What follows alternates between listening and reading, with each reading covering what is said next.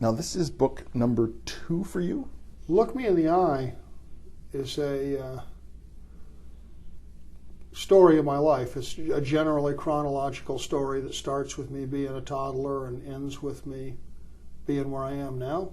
I wrote that because after I learned about my own Asperger's at age 40, and I saw how much the knowledge of why I was different changed my life in a positive way, that I wanted to do something for other young people for whom life sucks now.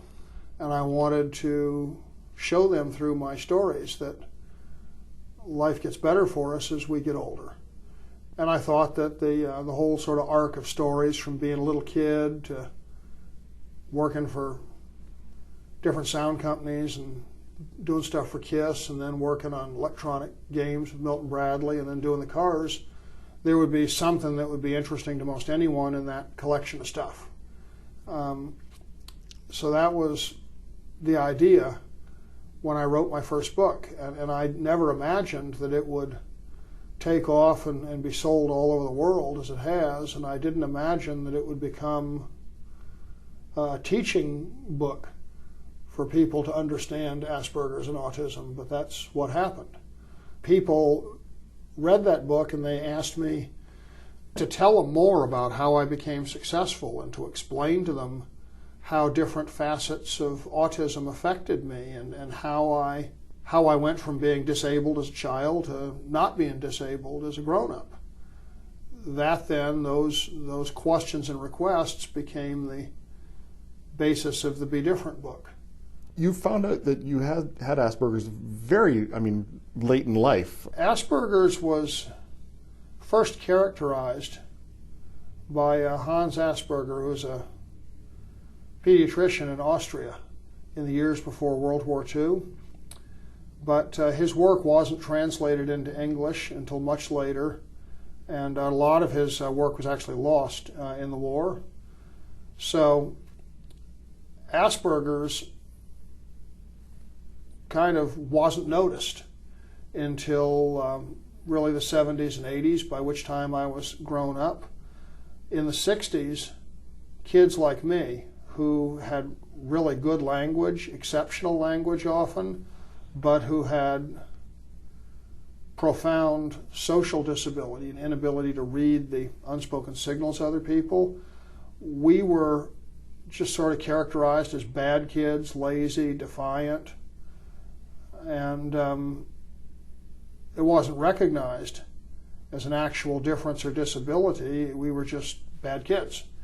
So I grew up thinking of myself as just defective, because I could see other people have social success and I had a failure, and the difference was obvious to me, but I never knew why, other than to conclude I was a defective kid. So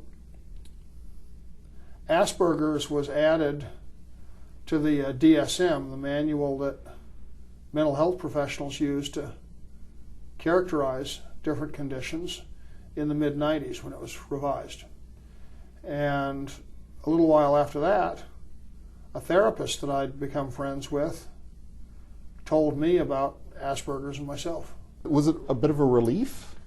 Well, at first it was like unbelievable, because he told me that it was a form of autism, and my idea of autism was kids that didn't talk and were mostly in institutions. I had no idea that there was this thing they call an autism spectrum, where you have people like me and you have people who, as I say, can't live independently, and those people, all of us, have essentially the same differences in our brain, but it sort of touches us differently. I would never have guessed that at first.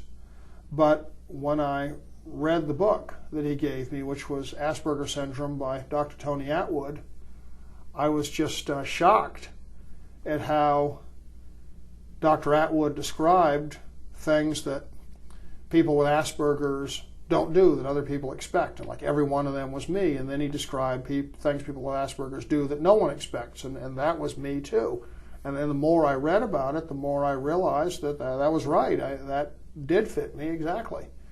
And it was really a huge relief to realize for all these years I wasn't just defective. I just had this difference, and that there's, you know, really millions of other people who are different like me. That was just really, that was a very liberating thing. It doesn't really matter if you're different because you have Asperger's, autism, ADHD, or you're just a common geek.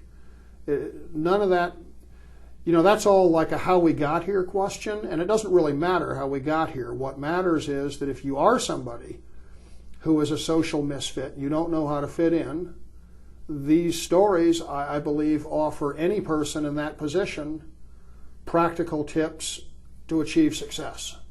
And I think that's the powerful thing about it, and I think that it speaks to millions of young people today. They can find me online. I have a pretty large Facebook community at facebook.com/John Elder Robison. And they can also type John Robison blog into Google, find my blogs, and my regular website is johnrobison.com. The book is Be Different, Adventures of a Free-Range Aspergian with Practical Advice for Aspergians, Misfits, Families, and Teachers. I've been speaking with the author, John Elder Robison, and Be Different is published by Doubleday Canada.